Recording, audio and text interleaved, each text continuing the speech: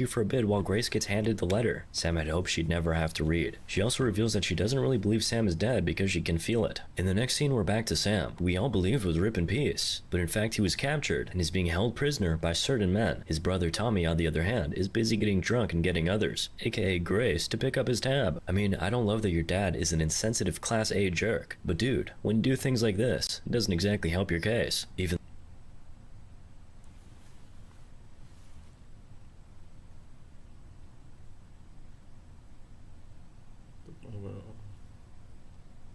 Let me see this. This seems interesting. On October 18th, 2019, at precisely 8:45 a.m., the Hillsborough County Sheriff's Office received a chilling 911 call. 911, what is your emergency? 911. I woke up on my boyfriend here. He was outside this morning. He was cold. He was just drinking. He's cold. I found him outside. The kitchen's a bloody mess. He's not breathing. Why is the kitchen a bloody mess? Hello? I don't know. I need paramedic. All right, stay on the line. I'm going to connect you to fire rescue, okay? One, two, three, four. Hillsborough County Fire Rescue. What's the address of the emergency? And tell me what's wrong. He is non-responsive. First responders quickly arrived at the caller's residence at 9801 White Barn Way. Upon arrival, Hillsborough officers were met by 26-year-old Melissa Turner, who was covered in blood. She told first responders the blood was from administering CPR to the victim. She immediately led them to the back of the house where her fiancé, 25-year-old Matthew Trussler, was unresponsive and cold. He was lying face up by the swimming pool with multiple stab wounds and lacerations on his body. The medical unit arrived moments later, but sadly, Matthew was pronounced dead at the scene. Melissa watched as a sheet was laid over his body. Inside the home, there was a trail of blood drops that began in an office on the ground floor. Following the trail led the detectives right to the family room, and then to the kitchen. The kitchen was an absolute bloodbath, with items knocked over and scattered all around the room, including a broken glass jar, multiple kitchen knives, and a switchblade. The blood trail then led to an open back window, continued into the backyard, and ended at Matthew's body. It was safe to say that a major struggle had taken place, and after bleeding out in the kitchen, Matthew used every ounce of life that he had left to escape through the window into the backyard, where he later succumbed to his injuries. All of the evidence was collected, which included a smartwatch that Matthew was still wearing and a home security camera that was installed in the hallway of the house. As a thorough search of the residence and surrounding area commenced, Melissa was brought into the Hillsborough County Sheriff's Office for an interview. How long have you been? 2.5 years. We're engaged. Throughout the interview, Melissa provides bits and pieces of information about her and Matthew's life. Melissa was bullied as a teenager for being overweight, but as she transitioned into young adulthood, she began taking her health and wellness seriously and lost over 100 pounds. This newfound lifestyle gave her the confidence to begin sharing photos of her body anonymously through her Tumblr named Two Thorned Rose. She eventually realized that she could supplement her income if she could somehow monetize what she was doing. So, she became a self-proclaimed cam girl. I am Two Thorned Rose. I'm a cam model. I'm an artist. I love fitness. This was only meant to be temporary, but she was quickly able to quit her 2 part-time retail jobs, and the new business became a full-time gig. In order to maximize her profits, Melissa ended up finding her niche in horror-themed cosplay adult films. Melissa was good enough at her job to be making a substantial amount of money, but some of her fans believed that she would take things too far. One viewer stated that she shot some really crazy stuff and that she was always into blood. In 2017, she met Matthew on Tinder, and the two quickly fell for each other. After 2 years of dating, they were able to buy a house where they began building their life together. As romantic as this love story was, the detectives were more interested in the hours leading up to Matthew's death. Let me take or can you take us back to yesterday? From the time you guys woke up and to kind of how we got here today. Yeah. Nah, What Polo you T. say? The best that you can. That's all we're asking for. Melissa told the detectives that the day before started like any other. She woke up at around 4:30 a.m. and worked until about 8 a.m. Afterwards, she and Matthew walked their dog, and then Melissa exercised in their garage while Matthew cleaned up around the house. They visited a Home Depot and then a Publix grocery store to grab lunch, which Matthew cooked at home. After sending some emails and doing some more cleaning, they ate dinner, ended the night with a few drinks, and played some card games. That's what we would do on a night when we didn't have to get up and do anything the next morning. We had drinks. He always liked drinking. He was a drinker. Did he have? Would you say he had a drinking problem or no? He had a drinking problem. Okay. His mom will tell you the same thing. Subscribe. Shout out you for Admitted subscribing. himself. Appreciate that. What about you? Me? No. Besides the alcohol last night, were there any drugs? No. We're not the drug police, so I'm No. just asking. No, he would never touch any of that because that was a deal breaker for me, and he knew that. He knew if he touched anything like that again, that he would lose me. Okay. The peak of Matthew's drug abuse was in 2015. He then decided to get his life back together and move in with his brother. By the time Matthew met Melissa in 2017, Matthew was still clean. That was my number one deal breaker with him. No, that's not. And I'm assuming. So, the drug police, he was not shy about it in his past when he was younger. He was into hard drugs.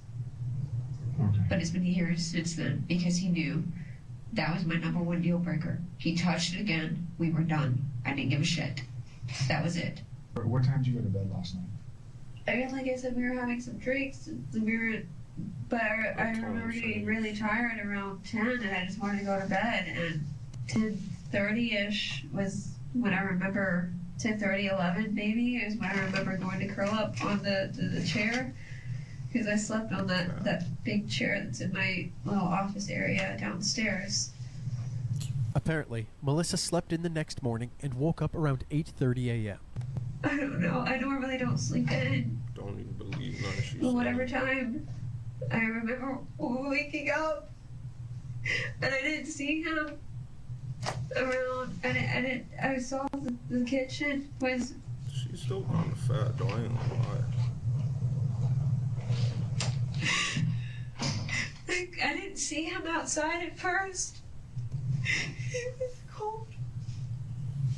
I pulled him to the ground. I know this must be very difficult for you. It feels like a dream. Or did you hear any? Come back here and stand by the back side of the car. You're gonna be detained right now, okay? Do you have anything illegal in the car? Okay.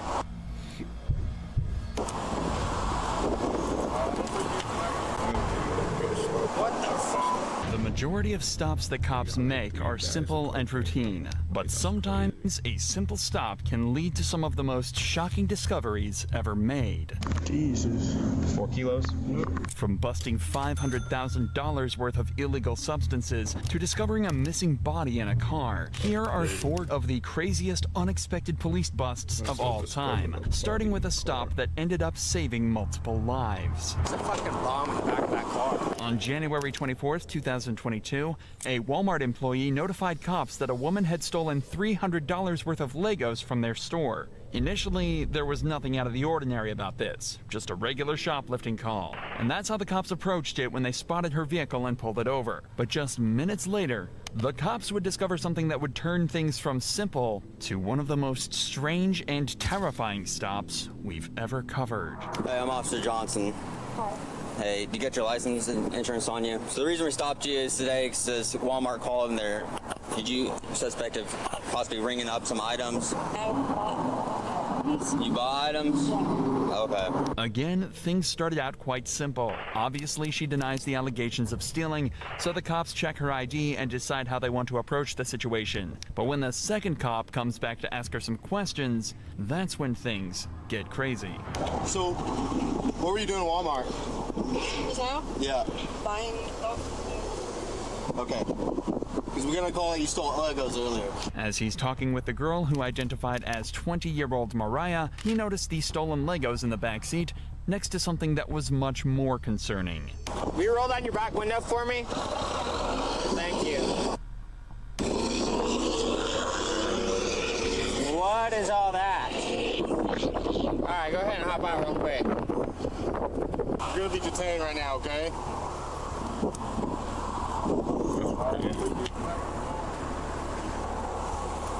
Bro. Yeah, go ahead and secure her. There's a fucking bomb in the back of that car. Like, bunch of fireworks strapped together with like metal and shit and wrapped around. Explain to me what that device is in the back of your car that looks like a bomb. My boyfriend made that. Okay, sit tight. As the cops said, he spotted what appeared to be an explosive device in the backseat of the car, right next to the stolen Legos. Things just went from 0 to 100 instantly, especially as the girl says she's been arrested multiple times before, and that her boyfriend is allegedly involved in this as well. And things only become more concerning when they look more closely at the device and see exactly how it's constructed.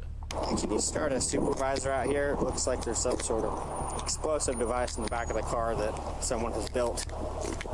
It's got like 4 big-ass fireworks, big old screws and shit all within that, and then it's got like a bunch of stuff wrapped around it.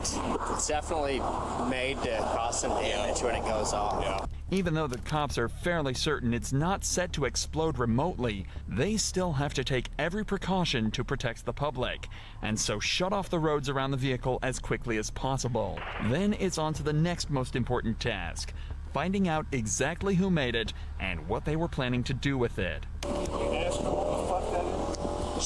All she said is that her boyfriend made it.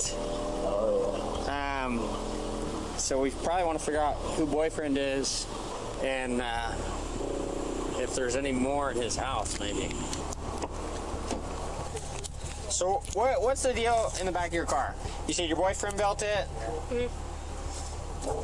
I honestly I don't know nothing about fireworks except for fireworks. Okay. What's your boyfriend's name? Zane. Zane? Yeah. Okay. When did he make that? Or Like, yes, a couple days ago. Okay. Do you know why he made it or anything?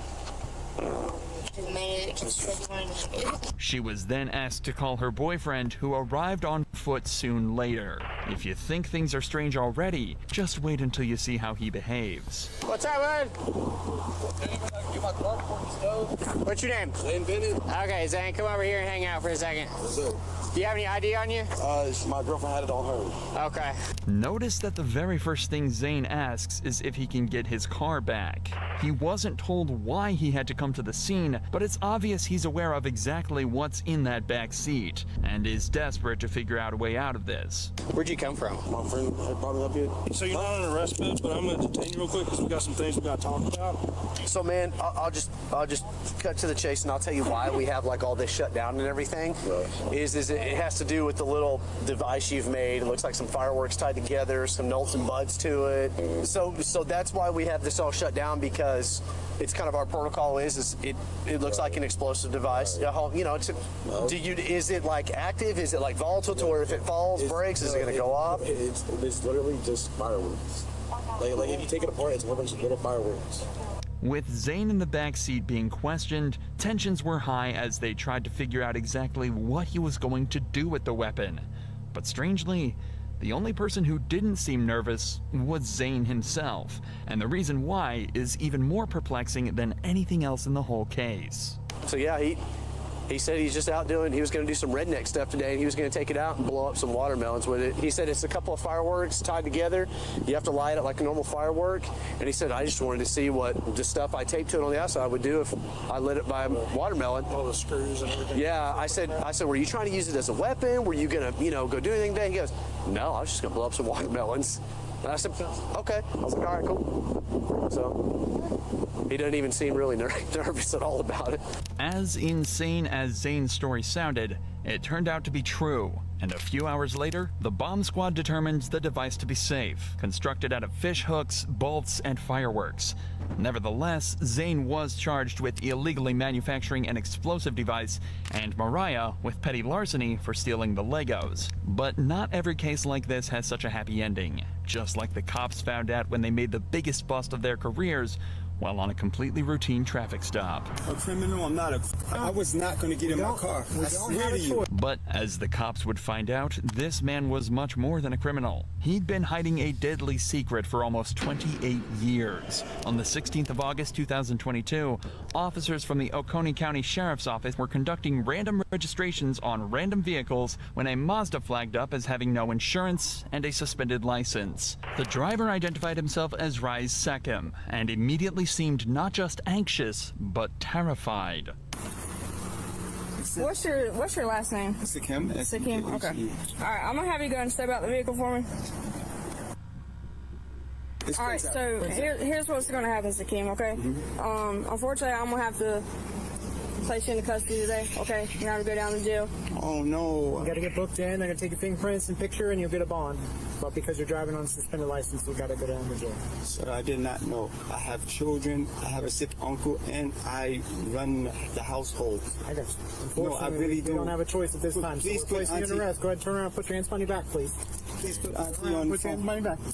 Sechem was all but ready to leave before the deputies notified him that he was being detained for having no valid insurance, something that seemed to immediately set him off. From this point on, watch how Sechem acts around the cops. It's understandable to be nervous and uncomfortable in this situation, but something about the extent of Sechem's anxiety seems odd to the cops. You set your phone up on the car. They put me under arrest right now. I don't know. For driving with suspended license. Driving with suspended license. I didn't know. And it's not even showing. Unfortunately, the law is different here in Georgia than it is in South Carolina. If you have a suspended license, you have to go down to the jail and get booked in. Okay, but sir, can you speak to my aunt? We're on speakerphone. She can hear us right now. Yeah. No, please speak to her. Please speak to her. I'm the only one that can help with my uncle that's sick in ICU right now. Sorry about that. Unfortunately, we're stuck. Please, sir. Please, sir. We're going to walk you to my partner's car. Come on. Sir, please, my aunt is old. She's 80 years old. Sir, please. Do you have anything on I you will that's not. gonna poke I swear, you stickers at can. me? Please check me. Okay. Please check everything on I'm you. going to search you incident to arrest. Huh? See which is emergency 911? Yes. Face towards that for me. Okay, sir. Separate your feet out Okay, for me sir. a little bit. Nothing in your pockets, right? Sir, please. What all do you need out of your car? Sir, I have a child at the house that they cannot take care of. What all do you need out of your car? Sir, I beg you. I beg of y'all. I will not touch my car. You can take my keys out. The only crime Sechem has committed is driving without the valid insurance and license necessary. This is not a major crime by any means, and could be punishable solely by a small fine and a short ban from driving. It's not the end of the world for Sechem, and the cops are trying to communicate that to him. But nothing seems to calm him down, and the officers start to get suspicious. Sir, I do for my entire family. Okay. Well, Do you know? I don't have a choice here, man. I'm telling you that. I told you I was not going to get in my car. I swear to you, I wasn't going to get in You my have a car. suspended license. You drive the car without insurance. You got that taken care of. I've been doing it every you got day. Suspended registration. You have to go down to the jail and get booked in. Just take your photograph. They're going to take your fingerprints. They'll give you a bond amount, and you can bond out, and then you can get on the way up to the hospital. But you can't drive. Sir, So have a seat for me, please. Okay, may I speak after you? Have a seat for me. Are you going to Sit down, and then I'll listen to you. Okay, so what do you want to tell me? On everything, my aunt just had a stroke. My uncle just had a stroke 2.5 weeks ago. I'm here helping my family. I don't even know who can come and bond me out. I don't even know who can come and bond me out. I'm not a criminal. I'm not a crook. I look how old I am. Did you get a ticket or something? I didn't get take care of. I mean, why would they suspend your license in South Carolina? Sechem just isn't listening and only gets more anxious. He's continuously pleading with the cops and attempting to seem like a respectable family man. But one major thing stands out in this piece of footage. In his attempts to seem trustworthy, he's been pretty consistently maintaining eye contact with the officers. But take a look at what he's saying during the first moment he breaks eye contact for a significant amount of time. I'm not a criminal. I'm not a crook. I look how old I am. That break in eye contact implies heavily that what he's saying isn't the truth, and he subconsciously wants to look away in this moment because the bond of trust is broken. Obviously, in the grand scheme of things, this could never be used to convict someone, or even be used as probable cause to search. but it is a pretty brazen sign of what the cops will soon discover. Yeah, I just found out that maybe when we had a car that I had that got repossessed, that I didn't take my name off of it. Okay. I wouldn't imagine that they'd suspend you for a repossession. But that's what I'm saying. I don't. But it's no information's coming up. I won't drive. I'll have my cousin. Can you slide your legs in for us? You're not going to speak to me? No, unfortunately, I told you. I've already explained my position. Oh, this hurts. I don't have a choice. Oh. Look, you can get in and get out, all right? I can get in and get out? Yeah, like they'll book you in. If you have somebody that can bond you out, you have a preset bond, so you can bond out of jail. You don't have to wait to see a judge. Well, how much is that? I'm not quite sure. They'll give it to you when we get there, okay? We'll work with you, all right? We'll try to get you out as quick as possible. The cops are being extremely nice to Sechem, trying to put his mind at ease by repeating that it isn't a huge deal and that he'll be out by the end of the day. But that wasn't the case at all. Sechem was taken back to the police station and processed, but when he was asked to scan his fingerprints, a match was found, and the name wasn't the one he'd given. Instead, it was Muhammad El Amin, and there was a reason he was on file. 28 years ago, in 1994, Muhammad allegedly shot and killed a man with a handgun at a train station before fleeing and seemingly disappearing entirely. It took a simple suspended license for the 3-decade-long manhunt to come to an end, and Muhammad is currently awaiting trial. He will almost certainly be facing full charges for his crimes, as violent crimes, especially those resulting in death, are exempt from the statute of limitations. But even that didn't shock the police as much as this next bust did, when cops discovered almost $1 million worth of narcotics given away by a simple tinted window. These cops noticed a red SUV driving on the highway in Florida with windows that seemed too dark to be legal, so they pulled it over with no idea exactly what they were about to uncover. Driver, can you roll down your back window, please? Thank you. Is this your car? Okay. Any issues with your driver's license today? Well, yeah, other than being lost, suspended or anything else like that? Okay. The woman identified herself as 27-year-old Elizabeth, and she said she was on her way back from a trip to Texas where she had lost her license. Everything seemed mostly fine, though. Her insurance was in check, and she had the rest of her documents with her, so things should have ended at the window tint check.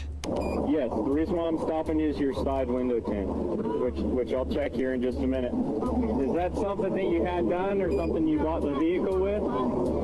Yeah, unfortunately, even though you may purchase a vehicle with a window tint already on it, as the owner and the operator, you are responsible for whatever equipment is on the vehicle. Same concept as if you buy a car with a bad headlight or tail light or brake light or cracked windshield or bald tires or something like that. I'm going to measure them here in just a minute with my tint meter. Can you raise up your back window about halfway? I don't know if you can see that or not, probably not, but your back window is coming in at 2% light transmitting. In Florida, the lowest you can have a window tint on the rear windows is 15%, and Elizabeth's are coming at 2%, meaning that barely any light can pass through from the outside. So she was asked to step out of her vehicle so the cop could take her information and write her a ticket. This is when a second officer arrived on the scene with a canine for a quick free air sniff around the car. This, too, is fairly routine and more of a formality than anything in this case.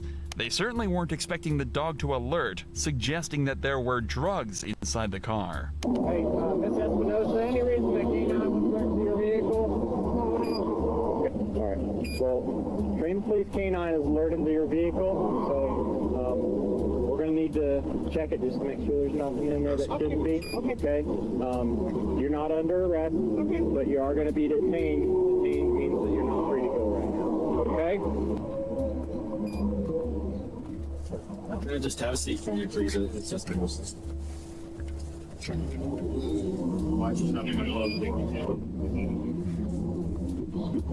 Am I able to make that call, or ma'am? Am I able to make that call real yes, quick? Go ahead. Okay. You can use your phone. Remarkably, Elizabeth has remained calm throughout this entire ordeal, taking the tint charge on the chin and accepting her mistake. It's only when she picks up the phone when her demeanor starts to change. Take a listen to what she says next.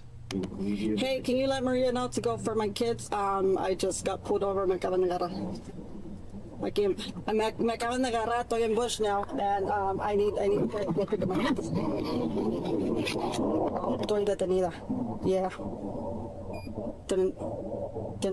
No, tienen en perra. I don't know. Me dijeron que because of the tent, they said the tents were too dark, and there's another one here in the K9 olió algo, so I don't know. Elizabeth also said on the phone in Spanish that the cops were about to find everything and that she wasn't getting out of this one. And she was right. But what exactly was she hiding? It turns out she was transporting 26 pounds or almost 12 kilograms of cocaine in her car, worth anything from $800,000 to $1.5 million. Elizabeth's demeanor is almost creepy. On the phone, she bluntly states how they're going to find everything, but to the cops, she's calm, collected, and compliant, even when she finds out it's all over. Hey, this is what's going on. There's some items in the vehicle that we need to take a little bit closer look at. Okay. And we need to inspect the vehicle a little bit further. Okay. But we need to put the vehicle up on a lift in order to do that. So there's a wrecker headed over this way. Okay. And there's his business is just right up here at the next exit just north of us. Okay. After the vehicle was fully searched and all the cocaine recovered, she was prosecuted and sentenced to 24 months in prison, followed by 36 months supervised release. But given the amount of product she lost, she's got a lot more to worry about than just the cops. But even this isn't the most insane thing that police can come across in traffic stops. So many criminals seem to forget about smaller crimes while they're on a big job. And that's exactly the mistake this man made that led him to a murder charge. On July 29, 2020, a Louisiana cop pulled over a vehicle speeding on the highway. It started just the same as any other traffic stop, but a search of the vehicle uncovered something horrifying. Sarge, there's a dead body in the trunk. Not only was Mitchell going almost 20 miles an hour over the speed limit, but he didn't even have a driver's license. Do you have your driver's license? No, sir. Do you have a driver's license? No, sir. This charge alone could net him fines of up to $500 and 6 months in jail, not to mention the fines from the speeding ticket. But unbeknownst to the cop, Mitchell will be going back with more than just a speeding ticket. Is there any weed in the car, man? Don't stop. Step here. Is there any weed in the car? Yes or no? Just a doobie in the ashtray, like. Okay. Other than that, there's anything else? Dizzy. When did you puff last? Be honest. Because I'm a drug recognition expert. About an hour ago. The cop is looking to get Mitchell on more than just a DUI charge. An 18-year-old speeding in a car like this that stinks of weed tells the cop that there may be something deeper to this traffic stop than a kid going too fast. But before he asks to search the vehicle for any other drugs, Mitchell starts to act increasingly suspicious. All right, where are you headed right now? I was just headed back home. Where's home? What's your address? No, stop. Come here. Where do you live? It's easy. It's easy to answer this. Where do you live? You don't know how to drive to your house? I was coming from there, how I got lost. So what's the address? You don't know your address? No, sir. Okay, come back here. Can I take a look in your car? Yes or no? Yes, sir. Mitchell has now consented to the search of his vehicle. The cop is realistically only searching for weed and any other drugs possibly in the car, but he has no idea what he's actually about to find. A search of the front seats turned up nothing, but upon examining the outside of the car, the cop discovered multiple bullet holes across the left side of the vehicle. It's becoming more and more obvious to the cop that something is not right at all here, and this suspect was likely caught up in something much bigger than he first realized. When did all this happen? When did all that happen? That happened. When? My brother, he said it. How long ago? Like days? Yeah. Okay, come back. Just leave this here. Come back here. Just stay right here in front of my car. Hey, it's Jesse again. I'm sorry to bother you. I got this car speeding 73 and a 55. It's a black and orange Camaro. And It's got like 3 bullet holes in the left side of it. He said he thinks his brother said his car was in something 2 nights ago. The officer's check of the vehicle returns nothing other than proof Mitchell is lying. His address comes back as somewhere completely different to where he's saying, and the car is registered to someone with a completely different surname. Now, he says he lives in Winsboro, but he's got a Richwood address, and the car comes back out of Monroe, and he's got this, he's got a GPS thing put in, but he don't even know the address, so he's lying about a bunch of junk. Where do you live? Be honest to me. Monroe? Yes. Richwood? Yes. You don't live in Winsboro. Why would you try to bluff me on that? Why would you lie to me on that? Because I already knew that before this guy said something. What's up? Talk to me. You better stop lying to me right now, or you're going to be in jail. I'm just going to my sister's house. To your sister's? That's the last freaking lie you better tell me. This whole situation is already immensely confusing.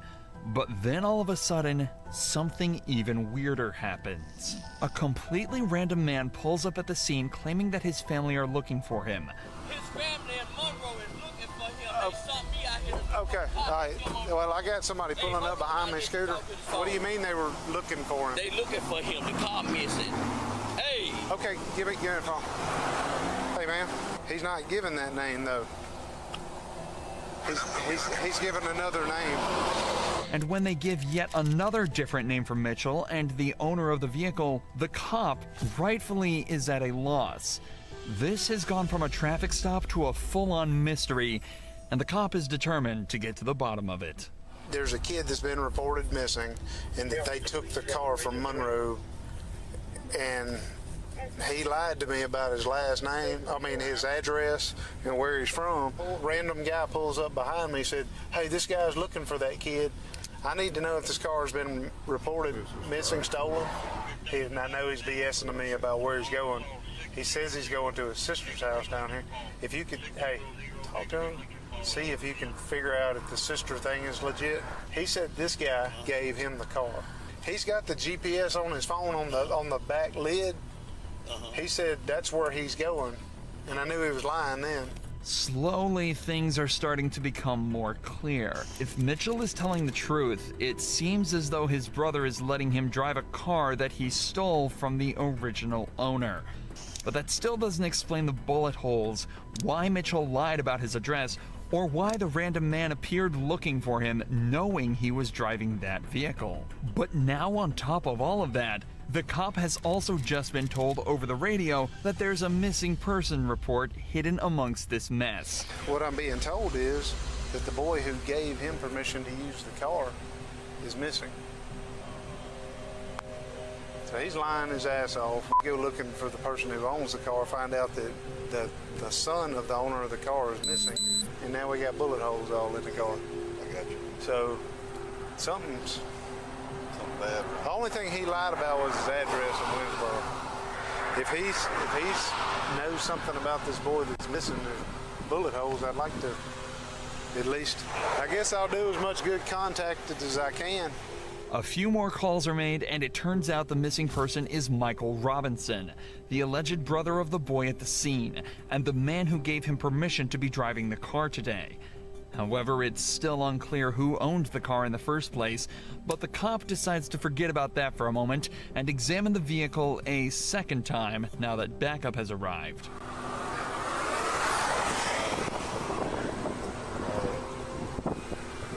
Like, this looks close. Like bam, bam, bam, bam. Yeah. And the boy, see? Little did he know, this is where all his questions would be answered at once in the most gruesome way imaginable. I'm gonna do the obvious thing I want to do.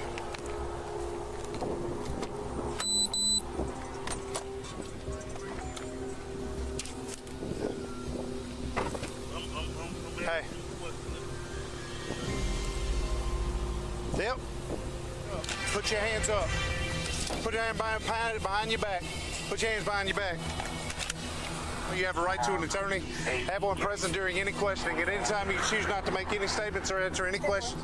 You understand? If you cannot afford an attorney, one will be appointed to represent you by the court. Do you understand? Inside the trunk was the body of Michael Robinson, and all of a sudden, everything makes sense. 26 is 125-03057, 125-0357. F-39 Troop F desk. Good.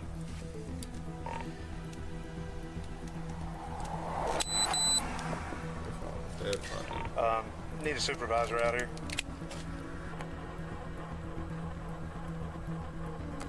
All right, I get the guy out. He's super nervous.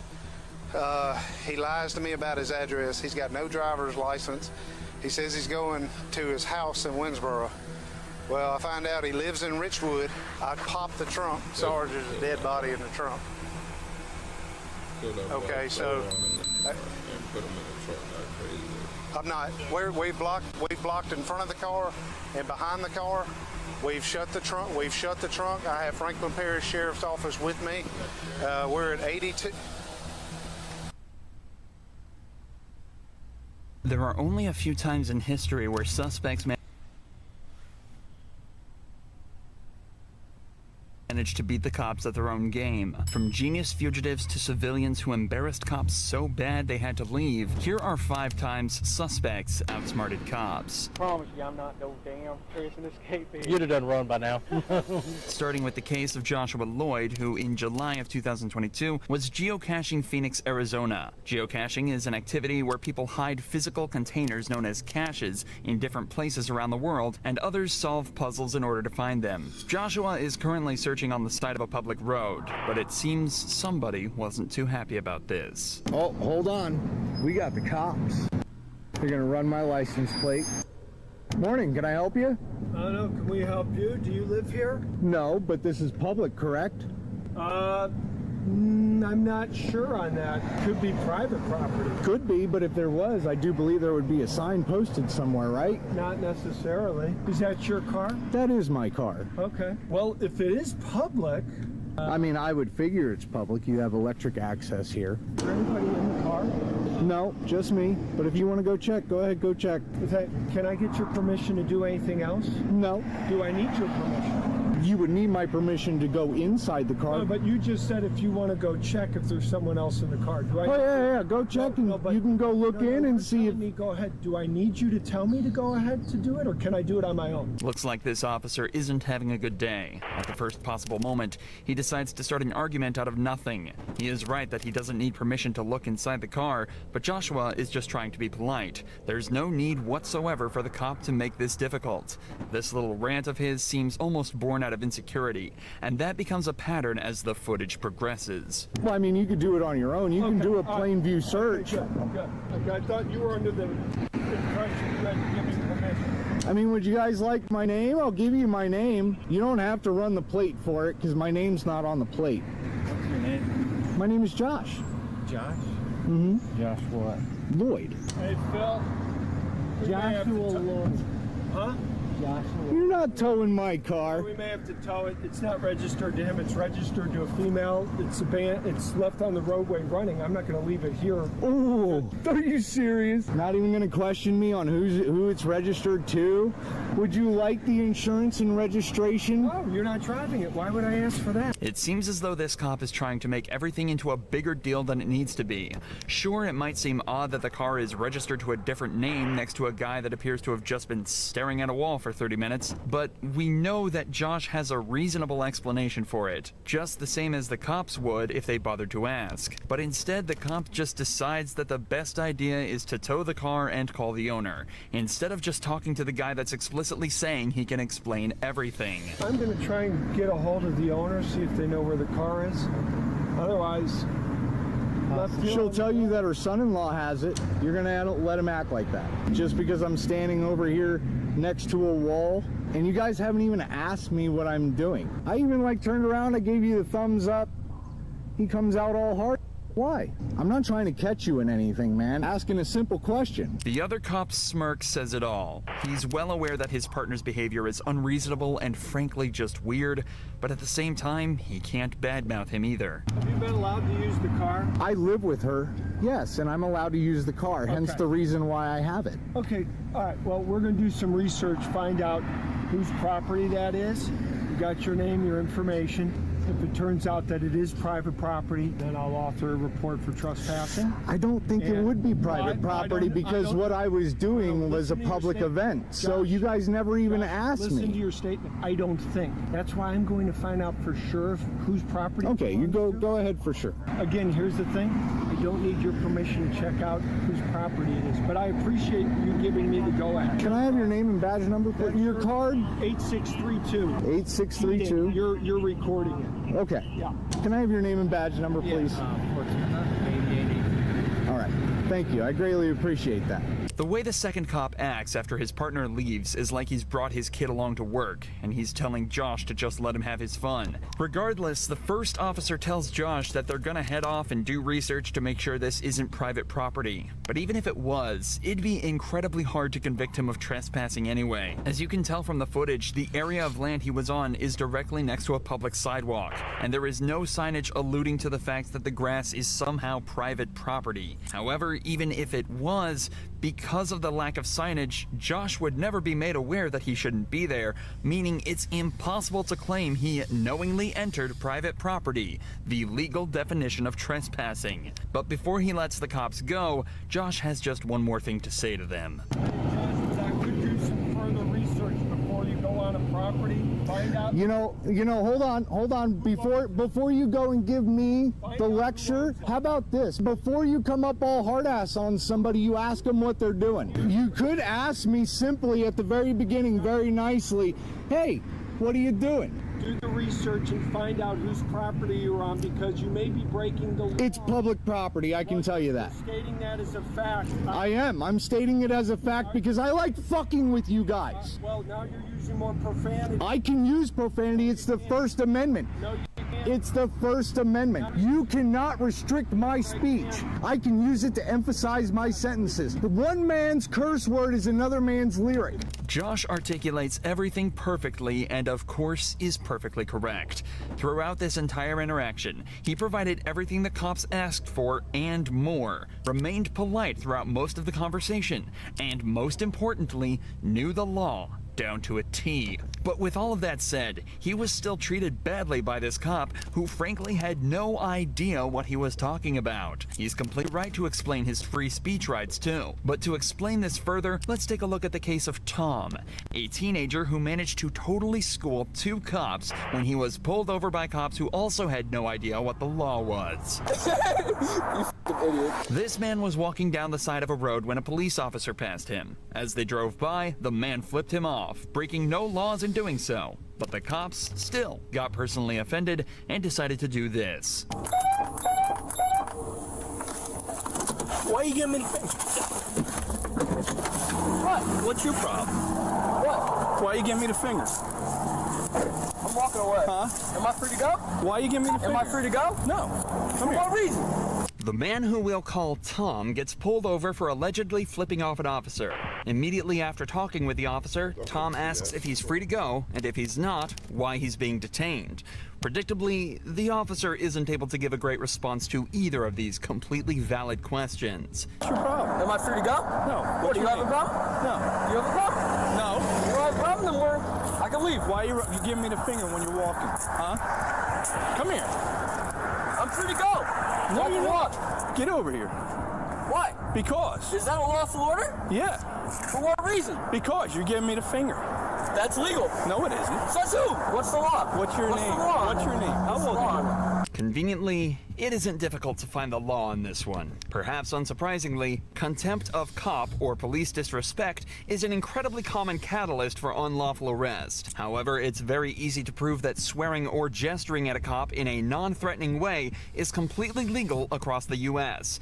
Freedom of speech is, of course, protected under the First Amendment right, and courts have concluded that giving the finger counts as protected speech. In fact, in 2006, a case was opened against a man in a very similar position, and the court explicitly stated that directing the middle finger at an officer is protected expression under the First Amendment, meaning that Tom is well within his rights to flip the officer off. But unfortunately, the situation begins to escalate, and even more words are exchanged. Have a good one.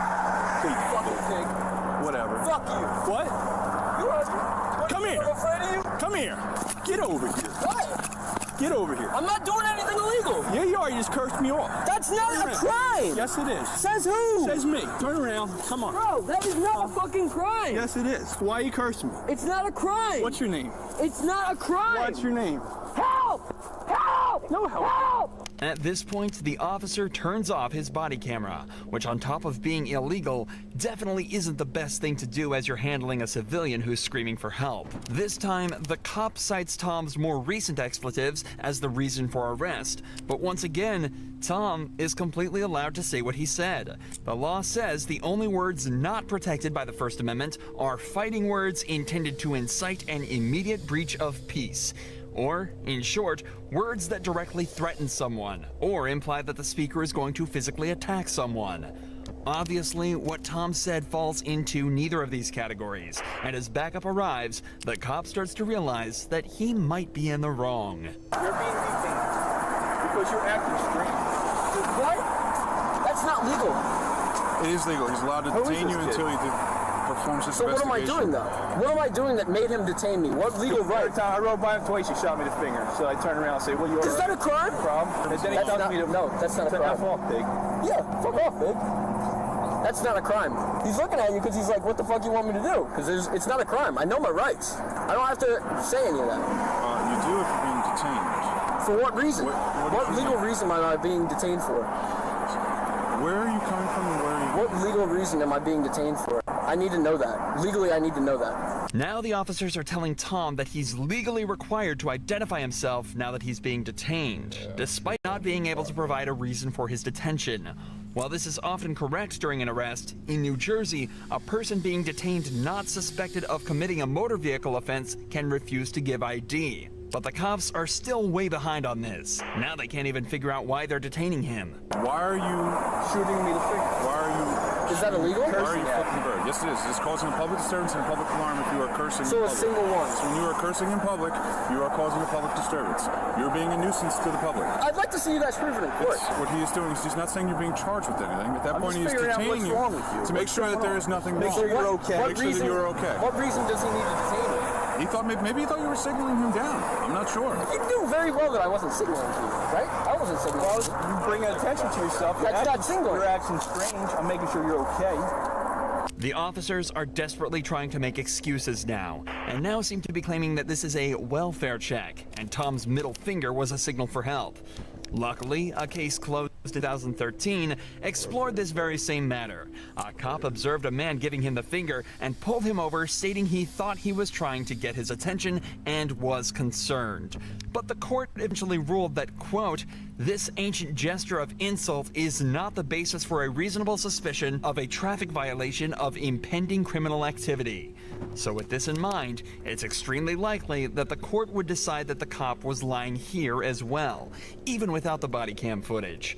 But the best part of this entire investigation is watching the officer's face as he tries to escape the hole he's dug for himself. Cursing and using vulgar gestures is causing a public disturbance. What's the First Amendment for? The First Amendment is for your freedom of speech. Okay.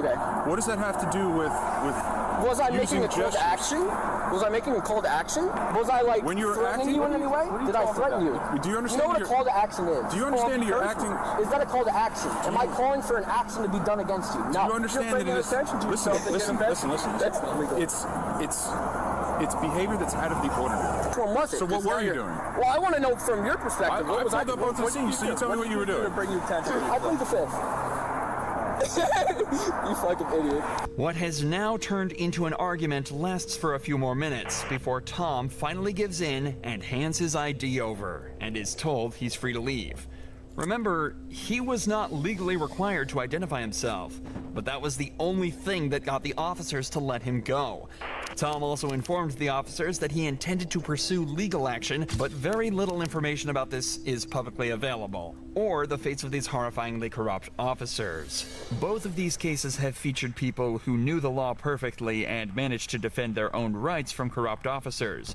But let's flip the perspective quickly and look at criminals who were so smart, they managed to escape the cops with crafty techniques and street smarts. One such case is that of Quantrell Schwarzlow, who managed to outsmart cops by escaping custody in just seconds.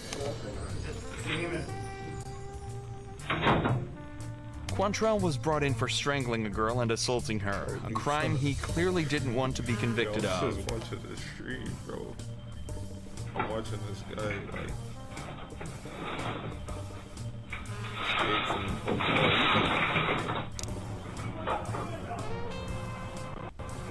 Yo, I didn't see you with it. Oh, no.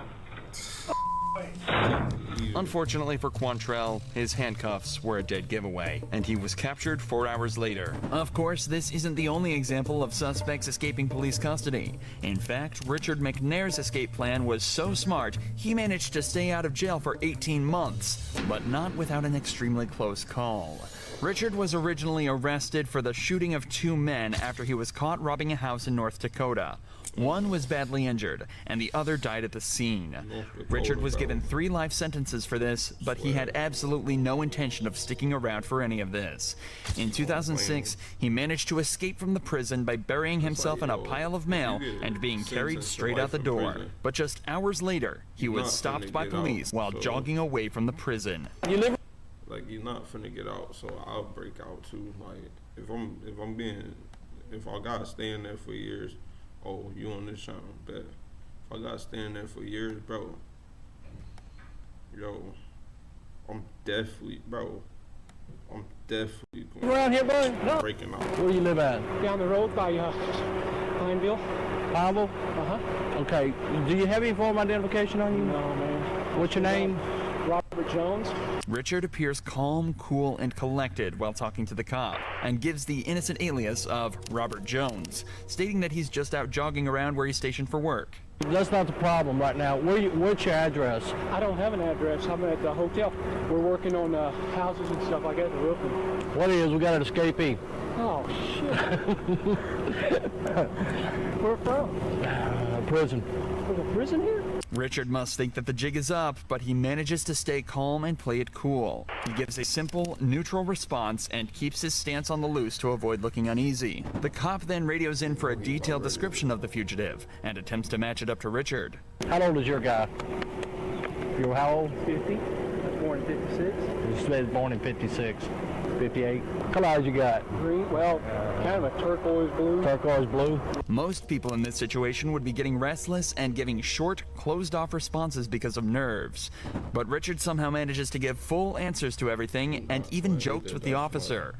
He's slowly trying to convince him that he's just a normal guy and that he's absolutely not hiding anything. You know the bad thing about it? What's that? You're matching up to him. Well, that sucks, doesn't it? Yeah. I don't even know the address. We just got into town about a week ago, and he dropped me off to jog. I always jog about 12 miles a day. Where'd he drop you off at? Up there on that road by, there's some construction going on up there, some houses.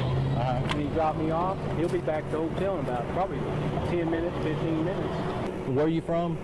We're originally Dallas, Texas. What's your name again? Jimmy Jones. This should have been it for Richard. He gives a completely different name to his original alias, but the cop somehow completely missed it and carries on regardless. Put yourself in my position. Where's y'all's motel at? Okay, Walmart's right there.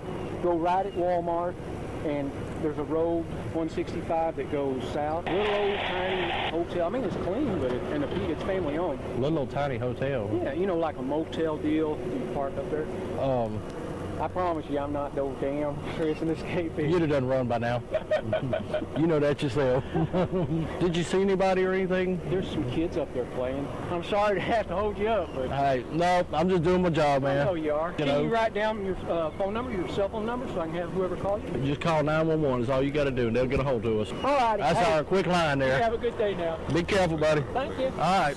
This was the last time Richard McNair was seen for 18 months. During his time on the run, he traveled traveled using stolen cars and supplies from Louisiana all the way up to Canada, where apparently he almost bought a property and attempted to settle down. In October of 2007, Richard was finally caught and apprehended in New Brunswick after he was identified driving a stolen vehicle miles from where it was last reported. Despite quite literally being a murderer, Richard did play this incredibly well and simply outsmarted the cop and all the others on his tail for a year and a half. This cop must have been humiliated, but not as much as the unfortunate officer who had a run-in with Joel Delgado, who had his escape planned for days before it actually took place. Joel had been arrested on a myriad of charges, including drug trafficking and shooting his girlfriend, and was looking to go away for a long time. But after his most recent arrest, he told police that he'd been badly injured, so was taken to court in a wheelchair. This is why police were extremely shocked when this happened.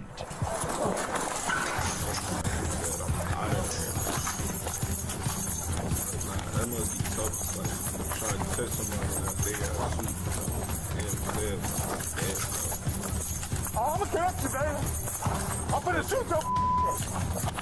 For someone confined to a wheelchair, Joel sure can run, as just seconds after escaping, he completely disappeared. Now, which way you go? Went straight through the alley and cut that way. What's your phone? My damn radio came. Hold on. Man, take him in the phone, bro. Like, Come behind you and get him. I don't know where he went. Like, Hey, Hook. The wheelchair dude got up and ran. Yeah. I couldn't catch his ass. And my radio was in the mother. I had my camera on though. The wheelchair dude. I need to see you, so. I couldn't catch him here. Tim's had pulled off. Yeah. I can't even remember his name. He on the run. All right. Hey, he took off, man. The wheelchair dude ran. He had a neck brace on and all that Do you really? Yeah. You is not catching me. Didn't need that wheelchair very much, did he? Hell no. Unfortunately for Joel, his freedom was short-lived, as just a few hours later, he was caught and arrested once more, gaining nothing other than a count of felony escape to add to the list. It could be argued these last few cops had a simple lapse in judgment or simply got beaten in the moment. But Mac Proctor proved that this cop had no idea what he was doing in the first place, all by knowing the law and standing his ground. Mac was parked in a private parking lot waiting for a takeout order while on his shift as a delivery driver. While his vehicle wasn't in a designated parking spot, it wasn't blocking the flow of traffic, and he'd only left it there unattended while picking up his food. Upon returning to his vehicle, Mac was approached by a police officer stating he was violating parking rules. All right, Mr. Proctor. Be fast the worst, bro. Parking fast, bro. Like, what's wrong? Everything okay? Do I need to answer any of your questions? You don't have to answer anything, dude. Okay. You don't have to. Lucky you stand here all day. I get paid either way. Can you go ahead and finish your job so I can carry on? What's it with the anger, dude? I'm not angry. You're not angry? You always talk to everybody like that? I'm not angry. Oh, okay. I just want you to go ahead and wrap things up, please. Okay. Of course, Mac has every right to stay silent in the face of the officer's questions, especially ones that don't at all pertain to criminal proceedings. At no point did he raise his tone or say anything out of line, yet the officer asks why he's being so angry. Many people think that some police officers are used to consistently being in command and control on these interactions, and it's possible the same is true with this officer. When Mac exercised his rights and just asked for things to be moved along, this cop was surprised and took it as a combative statement. All right, well, you know, I'll give you a break on it, but you know what I'm saying? This isn't a parking spot, okay, dude? You're not giving me a break. You're harassing me at this point. I'd like to leave. May I leave now, please? Well, do you understand? Am I being detained? Yes, you are. Okay. All right. So do you understand why I stopped you? Do I need to answer any more of your questions? You don't have to. Okay. The officer informs Mac that he is being detained for parking here. To issue a citation for parking violation, you must be breaking either local, state, or federal law. Something like parking in a handicap spot without proper documentation. Hey, Mr. Proctor, can I give you your stuff so you can leave? Can you? I can, but you're the one. I would have let you go a long time ago. What do I need to do for you to hand me my documents so I can I'll leave? give it to you right now. I just want to know that that you're okay, because usually I don't get people all. What do I need to do for you to hand me my documents so I can be on my way? You're okay. I don't need to answer any of your questions. There we go again. Jesus Christ. I'm trying to say that. You're trying to display your power to me right now. I'm concerned about it. Is there a problem to be concerned about another human being? You have no reason to be concerned about me. So it's okay then. You're okay then. You can hand me my documents and I can be on my way, or we can. Okay. You're not gonna. Okay, here. I tell you what. I'm gonna take a chance on you. All right, here, Mr. Proctor. You're about everything's cool. All right. We're blocking traffic here. Your stuff. Mack was allowed to leave without further incident, but this interaction raises questions about why he was met with further difficulties after doing nothing other than exercising his Fifth Amendment right. In fact, it's strange that the entire interaction even happened in the first place. If the officer had observed Mack's vehicle obstructing traffic, the incident could have been avoided by simply asking him to move his vehicle out of the way and let him go about his day from there. Instead, the officer detained Mack, preventing him from moving his vehicle and keeping it in the very place that's allegedly impeding traffic flow. The cop later found out that Mack wasn't even a federal agent or officer himself and simply managed to prove documentation. Hey, Mr. Proctor, can I just give you your stuff so you can leave? Can you? I can, but you're the one. I would have let you go a long time ago. What do I need to do for you to hand me my documents so I can leave? I'll give it to you right now. I just want to know that you're okay, because usually I don't get people all. What do I need to do for you to hand me my documents so I can be on my way? You're okay. I don't need to answer any of your questions. Hey, there we go again. Jesus Christ. I'm trying to say that. You're trying to display your power to me right now. I'm concerned about it. Is there a problem to be concerned about another being? You have no reason to be concerned about me. So it's okay then. You're okay then. You can hand me my documents and I can be on my way, or we can. Okay. You're not gonna. Okay, here. I tell you what. I'm gonna take a chance on you. All right, here, Mr. Proctor. You're about everything's cool. All right. We're blocking traffic here. Your stuff. Mack was allowed to leave without further incident, but this interaction raises questions about why he was met with further difficulties after doing nothing other than exercising his Fifth Amendment right. In fact, it's strange that the entire interaction even happened in the first place. If the officer had observed Mack's vehicle obstructing traffic, the incident could have been avoided by simply asking him to move his vehicle out of the way and let him go about his day from there. Instead, the officer detained Mack, preventing him from moving his vehicle and keeping it in the very place that's allegedly impeding traffic flow. The cop later found out that Mack wasn't even a federal agent or officer himself and simply managed to prove just how valuable it is to know the law.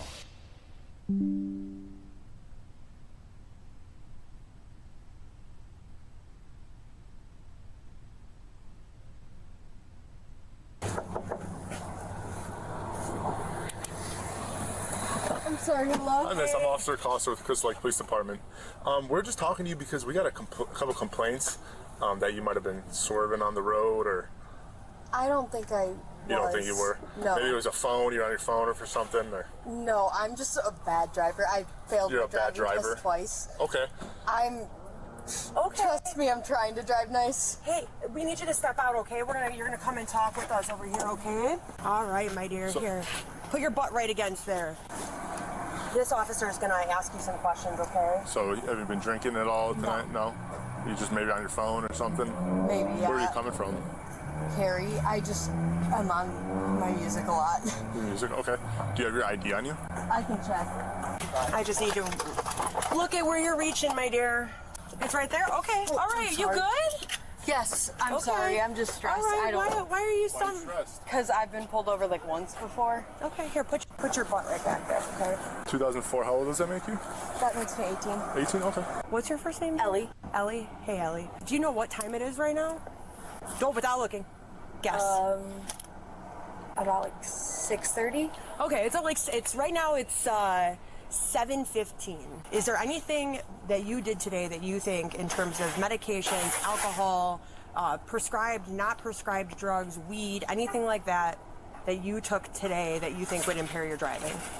No. Okay. Have you had any alcoholic beverages today?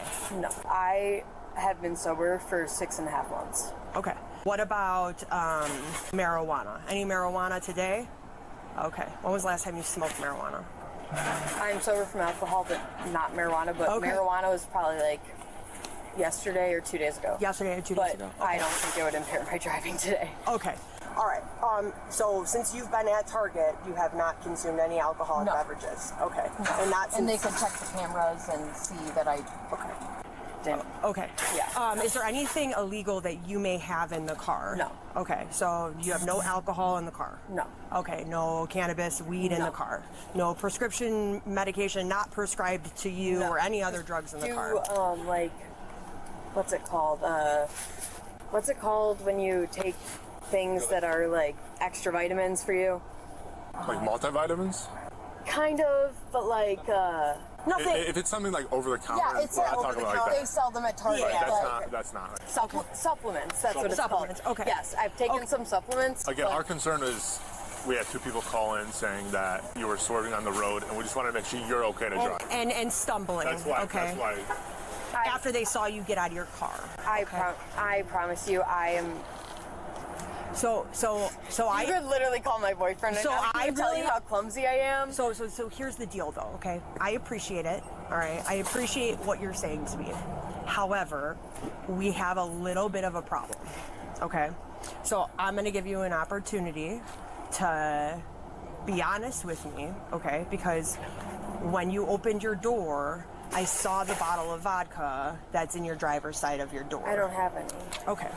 Well, I saw it. Well, hold on. I don't want you reaching in your car. Well, you could open the door. Okay, and I'll see open it. the door. You can stand with Officer Costa right here. I'm just saying I don't have a bottle of vodka on my side door. Okay, and you so can open you're that and okay look at with it. me opening and looking? Yes. Maybe she saw it wrong or something. Okay? Yes, she can checking, open okay? and look at it. Okay.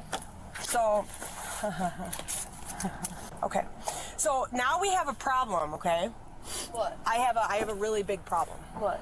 Okay. Now we're not cool. Why? Okay. And I'll explain to you why we're not cool. Because I saw it there. I promise you it wasn't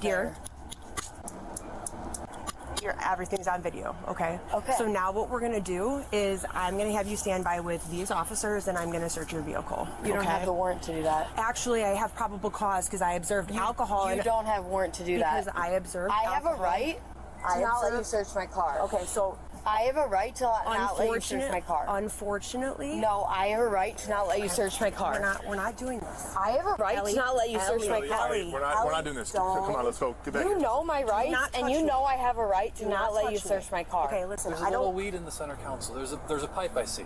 Yeah, and Listen, they don't have a right to search my car. Listen to me. They don't. I've been pulled over before, and I know you don't have a right to search my car. Chill out, okay? I know because you. I don't want to have to put you in handcuffs right now. I know you don't have a right to search my car. It's an exception to the law. It's called a mobile conveyance. You guys looked in my car before you had the right to search my car, and you saw the weed, and so you don't have a right to search my car. It's also plain view. Yes. You don't have a right to search my car. I do. No, you don't. Okay. Ellie not playing. So stop playing with me, fam. So stop playing with her life, bro. Like, yo, it's not a game. If you thought it was, it's not a game. We're not playing that game. So No, Ellie, you don't. Ellie, Ellie, do we don't not want to put you in touch me like handcuffs. that. I'm telling you. Just cooperate with us. I'm Don't telling touch you me for a like fact that. you don't have a right to search my car. So listen to me. This is gonna go one of two ways, okay? I would rather not put you in handcuffs. I don't want to put you in handcuffs, okay? I don't want to. If you're cooperative, we can figure this out and work through it. I'm just saying you can't search my car without a warrant with seeing a bowl in my car. You can't search my car without a warrant. So I know the law. Probably. I know the law Okay. because I've looked it up, and I know you can't search my car without a warrant, so I'm not allowing you Ellie, to. I'm giving you one of two choices. I know you Ellie, can't search my car without a warrant. Ellie, You guys know Ellie, this. Ellie, these are your choices. You can go stand by that squad car with these two gentlemen, okay? That's your first choice. If you do not want to do that, your second choice is I'm going to put you in handcuffs, okay? Which You do you can't choose? search my car without a warrant. Which do you choose? You I'm going to can't- give you. I'm not arguing with you. You I'm going can't- you to. I'm can't- going to give you one opportunity right now. You can't search my What car is your- without a warrant. Ellie, it's all on body cam. You can't search my car Yes, without a we can. warrant. No, you Okay. can't. Turn around. All right. Turn around. Do not handcuff me. We're not gonna do this. We're not gonna do this. Chill. Turn around. Please don't handcuff me. I'll go with them to the car. I'll go with them to the car right now. Please don't handcuff me. Ellie. We already spoke about this. We gave you the option. Don't handcuff me. I'll go to the car with them right now. Please. I'll go to the car with them right now. Please Ellie. don't handcuff me. We're not gonna do this. Ellie, stop. You got her? I can't be handcuffed. Please, I'm trying to walk to the car. I can't be handcuffed. Stop. Okay, right now you're being placed under arrest, okay? For, well, we're gonna figure it out. It's at least, we'll go illegal consumption of alcohol by a minor right now, okay? Do you have... Stop. Ellie, Stop. let's not do that. Stop it. Yeah, I wasn't expecting that one. You know, she tweaked out. It was crazy. Stop it. I can't be in handcuffs. Go ahead. I can't be in handcuffs. Stop, Ellie. Ellie, we're not doing this. I can't be in handcuffs. If she was black, bro, it'd be over with for her. We're not doing this. I said, take me out of the Take me out of the handcuffs. Ellie, stop. Take me out of the handcuffs, then. Listen. Take me out of the fucking handcuffs. Ellie, stop. Take me out of the handcuffs. Stop. I got it. You're just making it worse for yourself, Ellie. You Come know on. how much. Take them off. Take them off. Listen to me. Take a deep breath. Listen to me. Can you please take the handcuffs off? Do you understand? You have to stop screaming. I have a scar. Stop screaming. Stop screaming. Take a deep breath right now. Stop talking. Take a deep breath. Stop talking. Take a okay? deep breath. Deep breath. Listen to me. You can't fight with us. I won't. Just please take me out. I cannot take you out of the handcuffs because of how out of control you're being right now. I'll sit in this car. If you chill out. I'll sit in this car if you please take the handcuffs off. Well, I cannot have you unhandcuffed. It's my policy. I can get fired for it.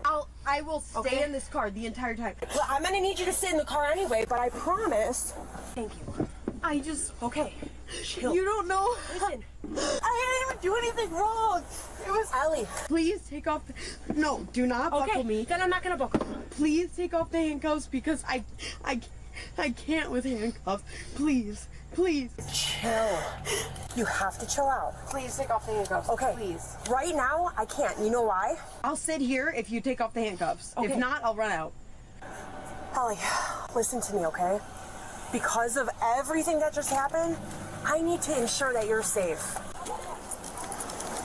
How about we try to do some breathing, okay? He can buckle me up if you take off the handcuffs, please. Sweetheart, he can't buckle me I if not. cannot. He can't buckle me if not. So listen, this is the deal. If you keep fighting like this, my sergeant's on his way here, and he has this device called the wrap, and it completely restrains you. If you can't calm yourself down the way we are now, I am going to have to put you in that, and I don't want to do that. So we have to stop. We were on the driving complaint, swerving over the road, and then we stumbled across her. She entered her car, and there was yes, vodka and a bowl in the. You guys made contact with her when she came outside, right? Correct. Okay. And then she was kind of combative with us. Okay. What if I didn't drive under the influence? What if I just drank it here? Well, I didn't drive under the influence. You could breathalyze me right now and it would come up as more recent. That's for, sweetheart, that's for you to fight in court. Okay. I'll fight that. And that's I'll okay. say that I was going to have someone come pick me up here. That's fine. I was calling my sister. I'm okay with that. Sweetheart, you can fight that in court, but right now you're under arrest, so this is what I have to do. I have to take you to the police department. Please don't. And if I take you to the police department, that's when the cuffs are going to come off quicker. I want so the them to quicker. come off. No. Okay. All right, well, listen to me. If I put your seatbelt on, we can get you there in 5 minutes and the handcuffs will come off. Sweetheart, we'll figure it all out, okay? Can I put your seatbelt on now? Can we go? Can we go to... Like a child, bro. She sound like that's her daughter. Like that shit kind of crazy.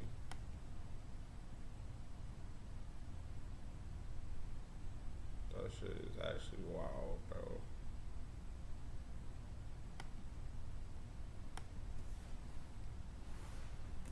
to get these handcuffs off you, Ellie? I just want to drive home. I know. Sister Barillo is going to hand me this so I can put it on you. Can you call her instead of my parents? I will. Yes, I can. Yes, I'll call your sister for you. Absolutely. Wait, can you get my phone from my car so I know what number? What else do you need? You need your phone? Do you need anything else from your car? Just my phone. Okay, Please, yes. just We're going to get you to the police department so I can get these off. Tell her to not tell my parents and... I can't wear Ellie, the longer we fight, the longer you're gonna be in handcuffs. Like Just please take me to the station and call my sister. If you can chill out, then good. That we're on our way. Wait, just. Ellie, what was I talking about earlier? Take a deep breath, okay? Ellie, I'm really trying to prevent you from being wrapped, but you're gonna put me in... You know your sister's number? You need your phone. That's why they're getting my phone. I just said that, dumbass. Are you drunk? Fucking dumbass. You can't take my vapes though, because my parents buy those for me. You can't take those from me. My parents buy those for me, and I'm 18, and that used to be the age, so you can't take those from me. You can't have it in the back seat. We'll just put it back in the car. How's that? No, you're gonna take it then. You can't take it from me, or else you have to give me $27. Okay. There's a vape in between. Okay, so this is the deal. I need to take the vape. No, you can't. Ellie, come on. You can't? Then give me $27, because I just paid all my. I paid. I'm gonna put it in your car. Okay. You're gonna put it in my car? I'm gonna put it in your car right now. Okay. Can I hit it first? No, you cannot. I'm really stressed. Then you can't take it. Don't take it. Don't take it. I need it first. Because you are just playing games, girl. No, I just want my nicotine. Okay. Well, you can have it. I told you I'm gonna leave it in your car because you're right. It's not illegal to possess, but my parents bought it for me. They're 21. They can buy it, and I can have it. I just want to hit it before it's gone from me for 5 hours. No, Jesus. Can you please put it in my car? That's what she said. No, because I told you not to hit it. What? She told me it was good. Yeah, but she also told you not to hit it. She told me it was gonna go in my car. Please put it in my car. I just paid $27 for that, and I'm broke as hell, and I need that. Please, please put it in my car. Please. Okay, take a deep breath. What's in your pants right here? Is it just your? Don't reach. Do not reach. Oh, okay. We have a retail theft. No. We're gonna pull her out, and she's gonna search her completely. And if we have to put her back in the car and put her in the rack, that's fine. Okay. Get her out, search. Yep. Please. Ellie, if you fight, I'm gonna put you in the rack. I don't know what you're reaching for. Stop reaching for I'm not reaching for anything. Ellie, what I'm gonna do is a little bit more of a thorough search, just like. You can't touch me. I give you permission to touch me. Yelling. I don't give you permission to touch me. I don't give you permission to touch me. I don't give you permission to touch me. I don't give you permission to touch me. Just because you're out. For yourself. You're just making it work for yourself, Ellie. Ow! Just because you're with the law does not mean you can touch me without consent. You're just making it worse for yourself. You can't touch me without consent. That do sound like rape still, I ain't gonna lie. She didn't consent. Moment he realized his life was over. Moment she realized she killed 2 people. It was supposed to be a beautiful Easter morning in 2021. What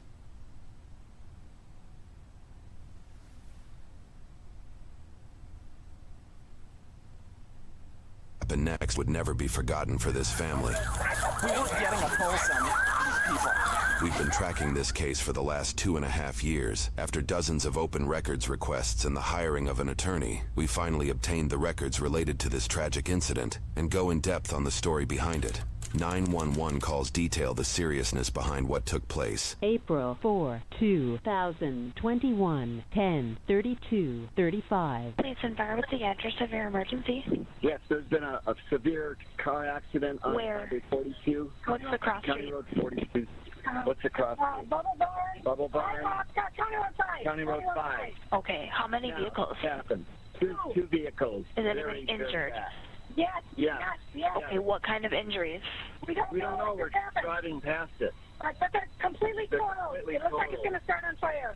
Okay, are you there anymore? No, we've driven by. Okay, stop. They've been on the way this entire time. This is just getting more information for them for when they arrive, okay? Like I said, we have a lot of help on the way. Thank you for calling. Yep, thank you. 10:32:39. 911, is this a life or death emergency? Yes, it is. There's a car crash on 42, like right by the gas station. 42, hold on. 42 and what? But I don't know. Whatever's by the a bubble What barn. happened? The red car was turning like by the Tell me what happened. Accident or I can't understand. A car crash. Yes, a car crash. Is a car anyone crash. injured? Yes. Okay, is it blocking traffic?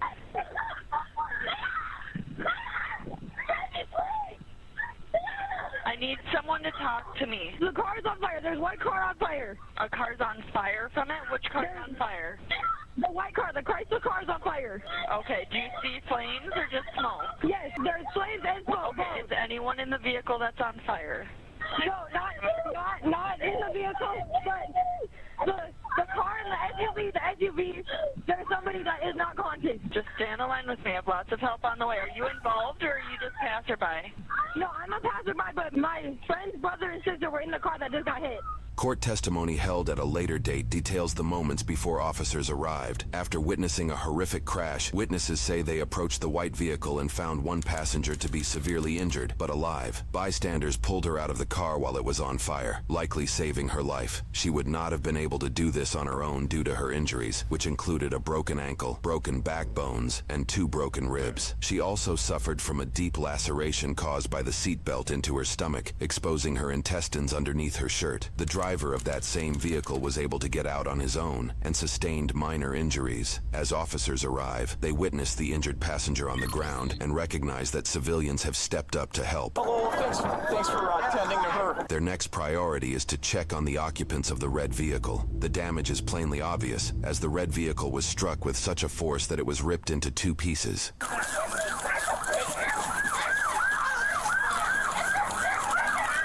Is everyone out? You think everyone's out here? There's one in here. Okay. You know, when you kill somebody, like, do you just get a murder charge, like, forever?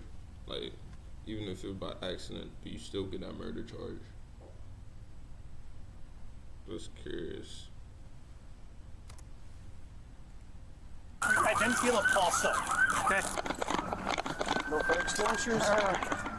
I'm not too concerned about that. Is there still a person in here?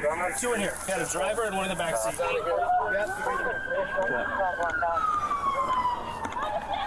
I'm arriving, and it is on 45, 122 for 86. We've got 2 trapped inside of a vehicle that'll need to be pried out. I don't know if they've got either the 2 have a pulse.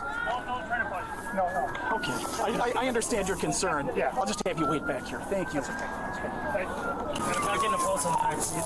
These people aren't coming out of this vehicle, right? Nope. Am I seeing that right? Okay. Yep. All right. I appreciate your assistance. Thank you. I'm a former EMTA. Oh, you are? All right.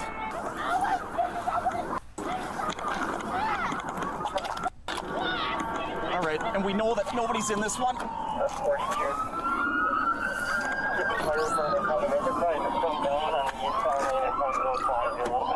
everybody out? Okay, we're clear here. Okay. All right. I'm going to try to maintain some kind of a perimeter here.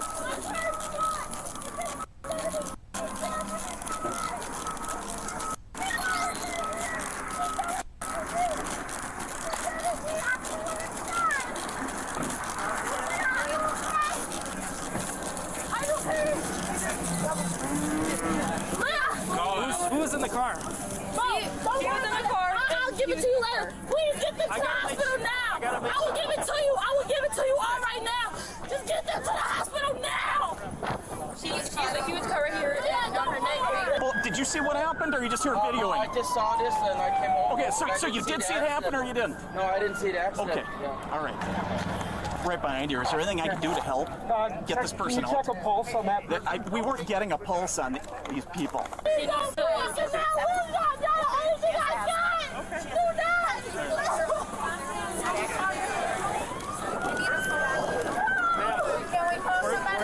Do Were you in the car?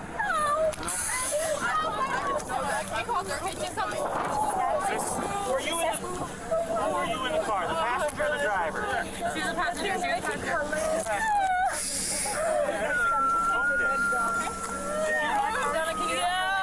Miss, can I just have you switch your whole keys right quick?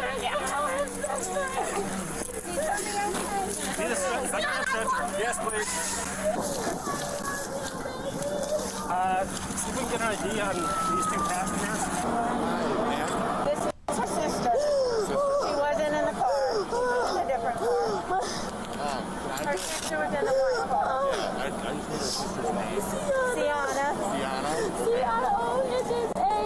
Officers gathered information and got most of the story put together. The individuals in the red car, Dalton and Taylor, were struck by the white car, driven by Leon Bond III with his twin sister, Sienna, in the front passenger seat. Their older sister, Camille Lachey Dennis Bond, was driving alongside them in a separate and seemingly uninvolved black vehicle with her best friend in the passenger seat, Lynn. Lynn was the one to make the 911 call at the beginning of this video. After the crash, Camille stopped down the street in the middle of the road and ran towards the accident on foot. According to court testimony, Camille got out of the car so fast she forgot to put the car in park, but Lynn noticed and did it for her from the passenger seat. Officers quickly realized this may be a criminal investigation involving multiple fatalities and that extreme speeds were likely involved. Accordingly, they quickly identify Camille as a key person of interest. Officers will eventually obtain video evidence of the crash itself to further support Camille's involvement. We will go over that footage later in this video. Ma'am! Ma'am! Can't go over there right now. We got a car on fire. It's not safe.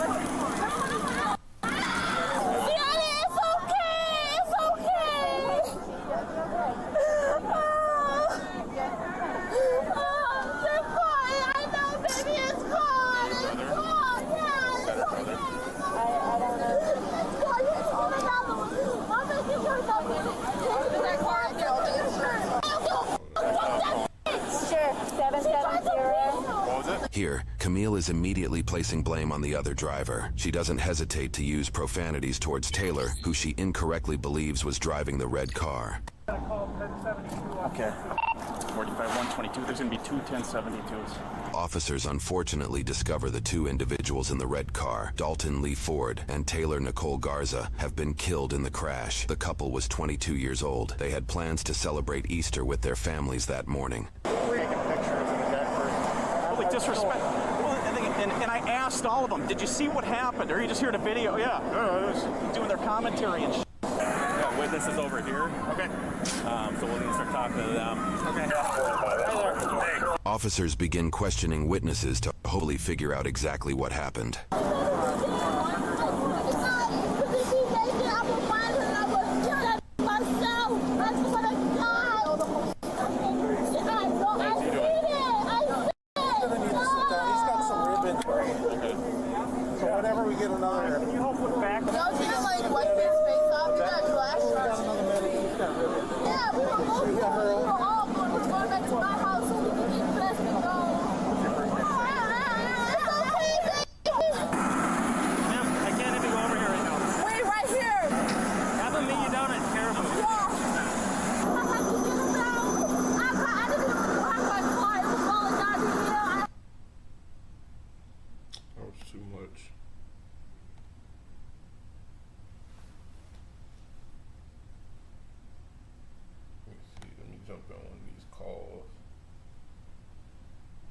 Discord, baby.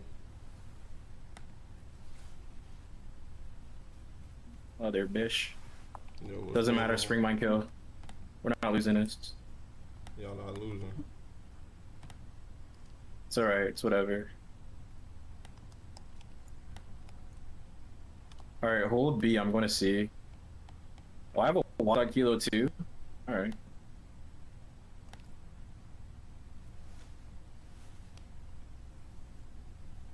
Probably lagging like a mug.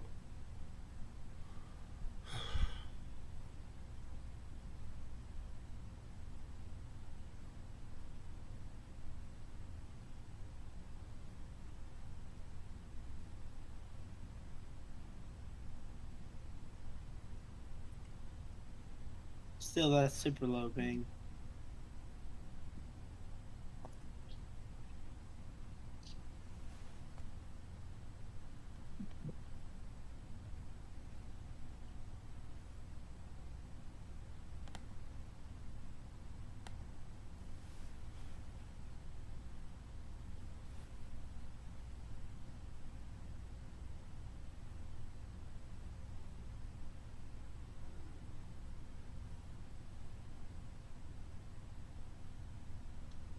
Word. 2 minutes left in me. You know, I went to the American University in Cardio. Yo, fuck all that, bro. Who trying to play some games? university here. Who's trying to play Blazing 8? And it's awesome. I don't know what that is. It's like Uno on Discord. Yo, somebody open it, bro. Let's play that. Let's get it No, going. I'm packing. Oh. Play Rocket League. What? Yeah. Y'all scared? Going back home. What? Bitch, I ain't scared of you. Oh, I thought you were packing like a blunt. Yo, you sound scared of me. Like, packing a come bowl on. or something. Come on now. You ain't trying to run the fade. You sound like my little brother. For real. You sound like Your little brother must be sick, man. Tell him keep doing his thing. Must be cold. He's a squeaker. He's a squeaker. Yeah. Nah, he must be cool as shit, man. No, he's 13 and a squeaker. Well, he gonna grow up to be cool. No cap. Nope. Nah, he is though. What do you mean, though? No. What do you mean, like, yo? No. He ain't got no choice, bro. If I remind you of him, that mean he must be sick, cause I'm sick. You know what I mean? I'm a sick guy. No, he's just on my mind. I'm about to go see him soon. Oh, he on your mind, so I'm on your mind too. I don't like the way you said that. What? Stop talking. Yo, that's what you just basically said. You said he on your mind. I remind you of him. Yeah, because I'm about to see him. So I must be on your Because the mind. way you talking is goofy as fuck. How is it goofy? I'm just speaking like what? Okay, quit fucking smacking your lips, number one. Number two, act like a man. I did it once. Like, come on now. No, you did it multiple times. Now I feel like you Exactly. Now I feel like you just insulting me now. Like, what's the deal? What's the deal, man? It's for fun. That's what I'm doing. It's for fun. Yeah, I like bullying people. Yo, but you still not trying to run me this fade in Uno though.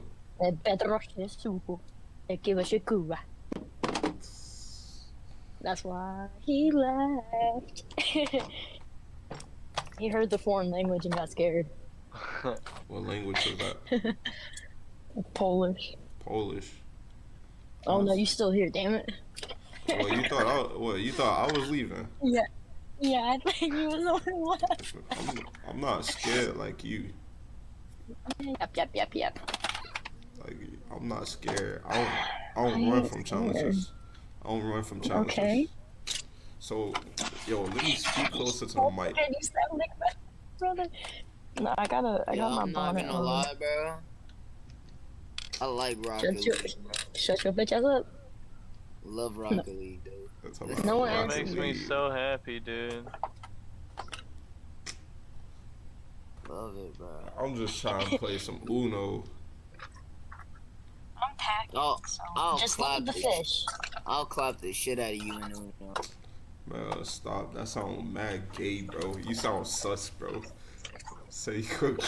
You sound like my brother. Yo, I started up. I don't Somebody get it. started up because I can't start it. Can't Why? start it. Blazing 8. I can't start it Why can't you start it? because I've been trying and I keep. It said launch and it said failed to launch activity. You don't have permission. Oh yeah, you can't do it. Yeah, they don't give people permission in the server, I think. You have to be a certain level, I would imagine. So wait. Yeah, probably. What's it called, bro? Blazing 8. I got you. Cause I'm about to say, bro, this sound like a communist What? server. Oh, I don't What? have permissions, bro. I guess I'm just fucking gay. Yeah, you are. Zach is so. I just can't. Don't know what to do with that. That's crazy. Sorry, bro. It won't let me do it. Bro, shut it. Might as well stay in China. Yeah. I'm gonna pack my makeup. Oh shit, you fell. Yo, are you Diamond or not? I'm C2. Oh shit. C1 placed right now. Yeah. We'll do it though. We'll do some one. I'm leaving because we can't play Blazing 8. You guys take care. Okay, bye bye. You suck. Alright, peace, man. Alright, little sis. Hey, man.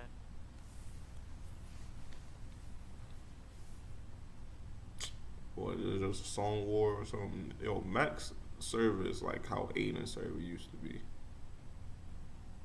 This shit's crazy. I don't even get on here like that, bro. been a minute. What's up? So what we keep talking, we got Bro, he finna cry. bitch, I made my destination. Your destination. You stupid as fuck. Stupid as Dumbass shit. nigga. You got about 50 extra chromosomes in that head, retard. What's wrong with you? Why y'all be Rounds. I want to see them pearly whites, nigga. Smile for me real quick. Gary. Please smile. Your tongue Why go y'all get got cuz? Why y'all got cuz smiling, bro? What you talking about? He got some good ass teeth, bro. Let's see him. He trying to flex the 5K, bro. Oh, he happy now that we was live. Nah, but I what thought he, y'all was what just he, blaming them. What happened? what he driving? Niggas ain't flaming. Where, nigga, what you driving in right now, bro? This nigga all around in circles. What are you driving in, bro? Around in circles. Nigga, what car you driving in, bro? Let's see the car. I'm in that geek shit, gang. Don't worry Bro, you about it. driving around. No. We gotta see that shit. I'm in that geek shit, son.